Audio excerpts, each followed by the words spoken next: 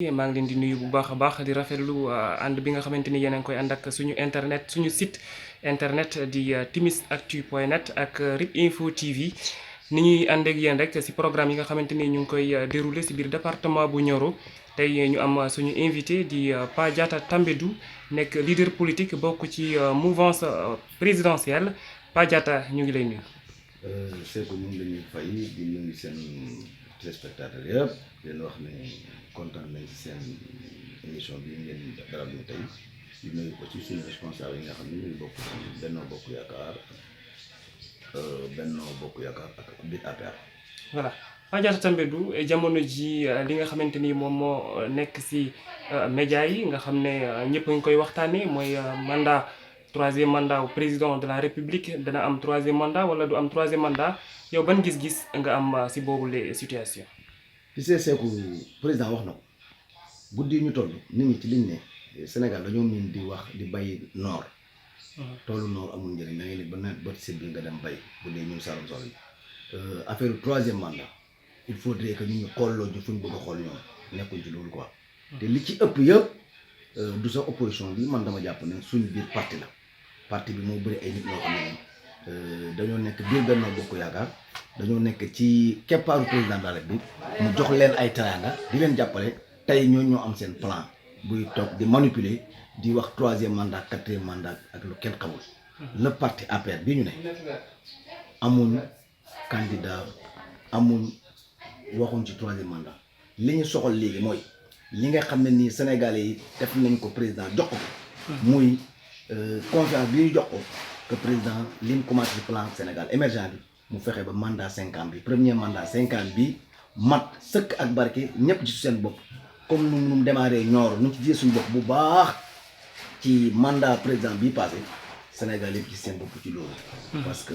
plus servi que la commune de Nioro ou le département de Nioro durant le premier mandat de 7 ans du président de la République y en a pas au Sénégal.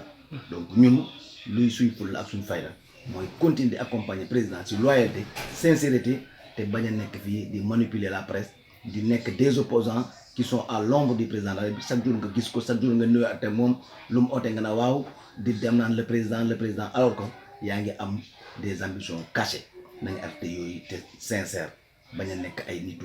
ñuy wor parce que yenn ambitions yi mooy dem ba suñu ngi reylu fii nit naan diw dee na diw mën a tut nañu ànd ak loyauté ak sincérité ànd ak président de la République. Le président fera son deuxième mandat inch'Allah en 2024 ça c'est clair. kon da nga jàpp ne 2024 nekkul troisième mandat ci président de la République mais deuxième mandat la de 5 ans. Seeku loolu dafa leer constitution bi dañ ko voté dañ ne kenn amul droit nga am ñaari mandat yu tegle yu juróomi at. le président ba ñuy voté loolu juróomi at ci la tolloo def na premier mandat juróomi atam. ñun suñ gëm-gëm ak luñ yaakaar ak suñ xalaat mooy que le président dina def mandat beneen mandat juróomi at biir parti bii man ñu nekk ñun suñ xalaat suñ gis-gis amuñ keneen ku dul Macky Sall comme candidat amuñ plan A amuñ plan B te dama ne cette question là ce n'est pas encore à l'ordre du jour l'ordre du jour moo ñu dem liggéey l'ordre du jour moo ñu fexe ba Sénégal li ñu xaaroon ci Macky Sall ñu am ko mais topp réseaux sociaux yi topp wax ji topp presse bi di manipuler di wax fii di wax droit parce que am nga loo bëgg ku ci bëgg dara nag te nekk ci biir parti na nga ñëw Macky wax dëgg yàlla saa waay li ma joxoon na ngi nii man damaa bëgg nekk président comme yow mu dem ku ne am nga droit loolu ku ne am si droit mais bëgg a nekk si biir parti bi nag di manipuler di tegal président ay yu kenn xamul nañ dem liggéey daal moo gën nañ dem liggéey pour répondre à l'attente des Sénégalais comme nu ko ñenn ñi nga xam ne dañ nekk ci biir gouvernement bi di ko def ak le président ñun daal nous lançons un appel solennel à l'ensemble des cadres du parti, les ministres, les directeurs généraux, d'être fidèles au président de la République, d'avoir un seul et unique espoir, c'est le président. Déposer candidature, élection présidentielle 2024, nekkul wax waxet ci président de la République ci sa gis-gis.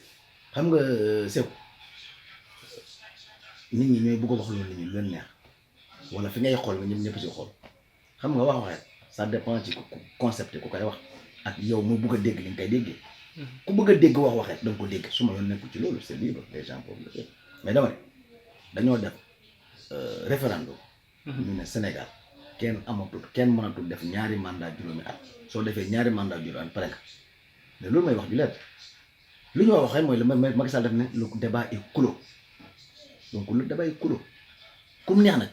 nga gis diw neexul la wala diw dama bëgg lii lu mu neex nga interprétation yi c'est pas notre problème suñu problème mooy lan lañ wax ak Sénégal ak la ñuy def au moment venu les Sénégalais en décideront et je pense que Macky ñun lim defagum ci réew mi parce que ku ci ne fi nga dëkk nga mën a wax. soo fekkee département Nioro lu fi Macky def maa ngi koy wax keroog benn ministre conseil na ko nous tam préparons de communiquer sur ce que le président Macky a fait dans le département et dans la commune de Nioro loolu Nioro avant Macky et Nioro avec Macky ñëpp xam nañ les réalisations yi fi nekk donc ñun même bu doon wax waxaat la même bu ko doonoon jëndi même bu ko doon wax nous sommes preneurs. ak pro yi xam ne du wax waxaat. am ñenn ñoo xamante ni ñu ngi ci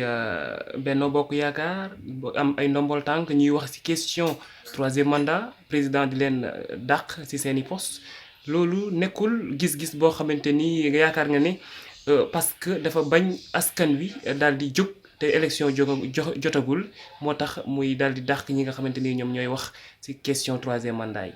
xam nga yóbbante àq la. ñooñu su fekkee ne président da leen dàq. c'est parce que ils sont pas conformes ak li mu sant dafa am benn logique ak benn feuille de route bu ñu jox képp fu ñu la jox wax joo xam ne soo yoon nekkul ci kenn wax loolu kenn def loolu suma kër gi wax dëgg yàlla kenn du ma fi wax nag lu ma neexul bu fekkee ne daal li ma bëgg nga bëgg da nga bëgg a nekk ak suma soxna yii nga abal ma suma kër gi ce qui se passe mooy ñooñu ñëpp le président nous sommes dans un état de droit nous sommes très informés de ce qui se passe président Macky Sall moo talul wax ju bëri liggéey moo ko taxal moo ko ñor. am na koo xam ne foofa àdd ak nit rek il sait prendre une décision dina ko def xam nga nit mënu la fekk jëlee la rëbës ci foo kër goo xam ne presque égal sën dugal la ci immeuble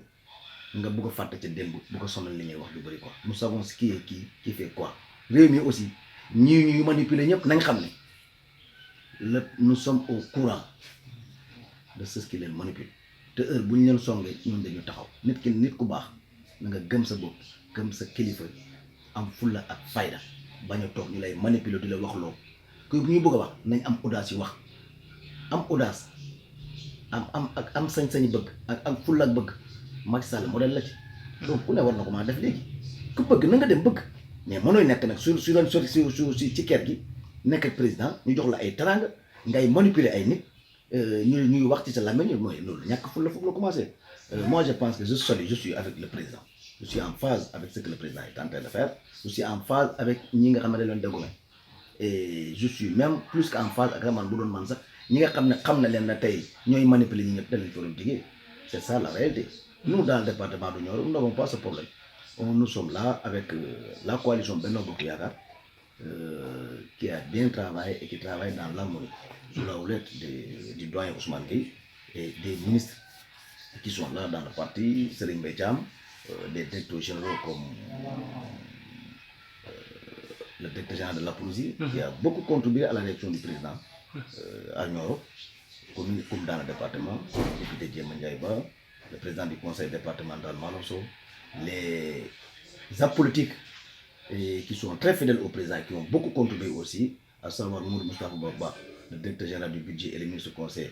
Alioune Fall, le député président du conseil départemental Malosso, la jeunesse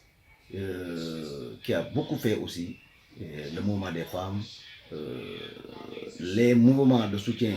et de trucs comme notre ami et frère, mon oncle Eliman Ba, Keba, Mamadou Seck, c'est des gens que nous n'avons pas ce problème. Nous avons une harmonie à Nioro et le moment opportun, on va accompagner le président fidèlement, loyalement et ce que nous sommes en train de lancer, qu'on appelle le mandat de la confiance, Nioro ne sera pas en reste. Il n'y a pas aucun aujourd'hui parmi les Sénégalais qu'on peut dire que voilà tel qui manipule ou bien qui a un plan B ou A habitant Nioro. Ceux qui le font, c'est des autres communes et d'autres. Nous sommes avec le président, nous sommes en phase avec le président. Nous souhaitons que le président continue de bien travailler et que nous appelions son plan Sénégal émergent. Luñ ci doon yaakaar bëgg ko ñu am ko ñun gis nañ seen bopp nu si Nioro gis seen bopp nu ci réunion lu ci des mooy ñu accompagner la ville accompagner nos jeunes ci loolu laay ooyee suñu autorité politique yi ak administrative yi ñu jàppale xale yi ak jigéen ñi président indi na fi ay infrastructures yu dul jeex lu ci des mooy les projets lu ci des mooy l'accompagnement des jeunes dans le cadre de l'emploi tout ce qui reste dans le département c'est ça. Président jàppale nañu ndox courant électricité infrastructure ça marche le reste c'est de prendre en charge l'emploi des jeunes c'est de prendre en charge l'autosuffisance l'autonomisation des femmes c'est de prendre en charge nos religieux parce que Nioro est une peau religieuse c'est de prendre en charge surtout la question de l'emploi des jeunes qui tarde à se réaliser dans le département je veux le dire parce que j'invite solennellement nos amis qui sont là les Amadou Lamine Dieng les Mamadou Moustapha Ba les Alioune Fall les Djim Mamad Ba et autres vraiment d'avoir une pensée pieuse par rapport à la jeunesse et aux femmes dans le département de Nioro. Voilà sama dernière question Pa Diatta 2012 gisoon nañ fi soulèvement populaire askan wi daal di jóg jàmmarloog président bi fi newoon yaakaaroo ne jamono ñëw président Macky Sall daal di déposer candidature am li ni mel amaat. 2012 les Sénégalais n'étaient pas avec le président Wade.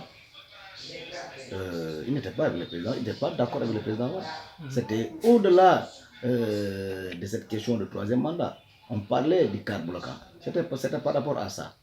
Et que ça nous conduit comme ça au passé. Les Sénégalais sont avec le président Macky Sall. L'opposition a appelé plus de, je peux te citer, au moins 15 manifestations. Les gens ne sont pas dans les rues. Tu sais que le fait d'être dans les rues, de sens. Nous sommes majoritaires, très majoritaires dans ce pays-là. Notre problème, ce n'est pas l'opposition. Notre problème, c'est beaucoup de sango déribé yu nekk ci biir parti bi nekk ci ron képpaare Macky Sall yi bu ko doon notre président deewagul réew mi amul nit yi diw wala nit yi diw wala nit diw réew mi nit yi Macky Sall ñoo fi nekk biir APR nit yi Macky Sall ko leen ko am ambition ñun amul problème ak Sénégalais yi problème bu ñu am mooy ñi nga xam ne dañoo nekk ci biir ñu jox leen ay teraanga ñuy def leen xam nga tey le ministre de l'agriculture daf ne man je n'ai compte à rendre à personne que le président de la République. Na ko ñeneen génne ñu ko ñeneen ñi ma wax na ko ñeneen wax nous notre mouvement ce qu'on a tenté de lancer le mandat de la confiance nous l'avons basé sur 4 axes à savoir 5 le ministère de l'agriculture parce que si ça marche on n'a plus de problème dans le pays le ministère de l'élevage si ça marche on n'a plus de problème dans le pays le ministère des infrastructures si ça marche le ministère de la femme et de la jeunesse. Aujourd'hui, notre ami Cheikh Kanté, il est en train de faire du bon travail. C'est lui le ministre en charge du PSE. Nous demandons ça, de travailler comme ces gens-là et de rendre la monnaie au président de la République, d'être loyal. Nous, on demande que la loyauté. Celui qui n'est pas loyal, il n'a qu'à se débarrasser de nous. On te considère comme un Ousmane Sonko ou un Khalifa Sall. Tu ne peux pas être là. Am ay ambition cachée. Bayray, un fidèle collaborateur du président de la République. Mais ñi fi nekk di manipuler ay diw deena diw Boun Abdallah deena nous savons ce qui se passe il faut qu'il est temps d'arrêter ou bien on va les combattre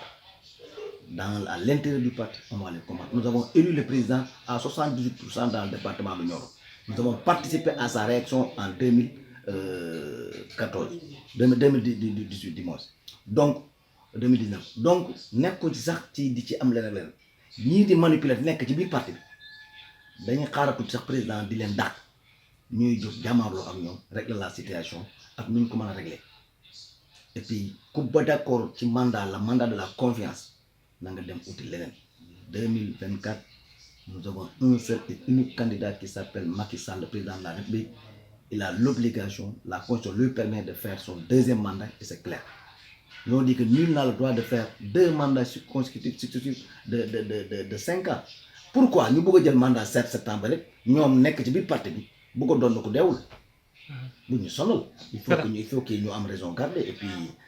on les appelle à la loyauté à la sincérité et à ñu am raison garder quoi. ñu ngi lay jaajëfal. merci beaucoup Cheikhou. Voilà ñu jaajëfal ko bu baax a baax mu nekkoon Pa Diatta Tambédou mu nekkoon suñu invité su suñu site internet RIP Info TV Sékou Diallo nekkoon ci présentation bi di leen jox dig daje beneen yoon ci beneen programme ak beneen émission suñu beneen invité di ànd ak yéen rek ci suñuy programme jaa ngeen jëf.